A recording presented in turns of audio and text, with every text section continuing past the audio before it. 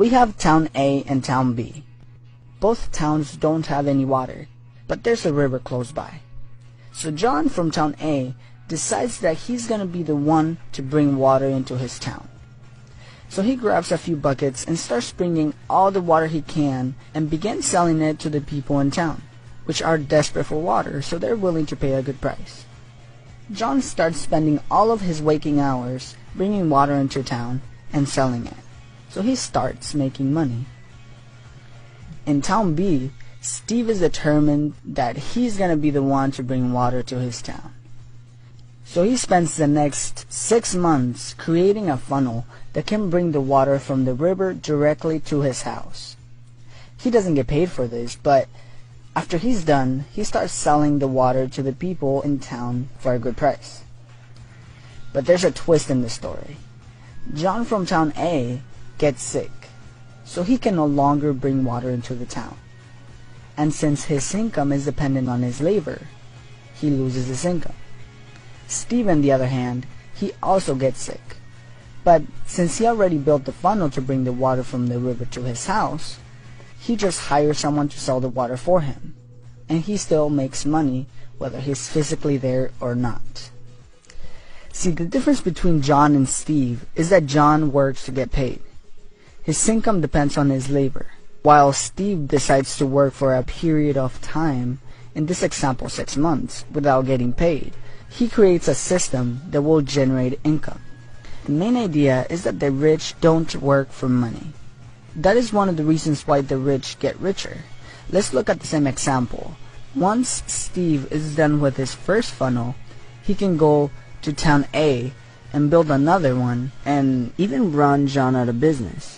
And then he can go to town C and do it again, and then town D and E, and on and on and on. And he will be generating income from all of these funnels. This is actually called an asset, which I explain in more detail in my other Rich Dad Poor Dad video. So while John has to work every single day to earn his paycheck, Steve earns his, even if he is not physically there. So again, when most people work for money, the rich build systems to generate money for them. Robert Kiyosaki explains that our financial lives are run by 2 emotions, fear and desire. The fear of not having money and not able to pay our bills makes us go find a job, which is perfectly normal and it happens to most of us. So then we get a job and start making money. Then desire kicks in, and we start thinking about all the cool things that we can buy. We start thinking about those new Jordans that just came out. We start thinking about that car that we always wanted. And then we spend all of our money. So the fear of not having money kicks in again. And then a pattern is created. We work, we get money, we spend it. And then we're back to square one every month. This is what is called the rat race. Dominating these emotions can help us achieve more lasting wealth. For example, dominating fear can help us work without having to get paid to be able to create an asset. And dominating desire can help us avoid spending money on things that we don't need. So pay attention how fear and desire play a role in your financial situation and avoid the rat race. Lastly, if you read the book, you know that Robert Kiyosaki did not listen to his real dad when it came to money. He learned from his friend's dad, who knew more about being rich, which he then called Rich Dad.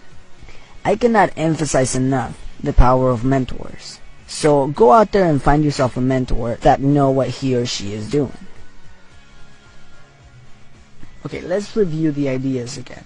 First, the rich don't work for money. Second, don't let fear and desire run your financial life. And third, find yourself some mentors.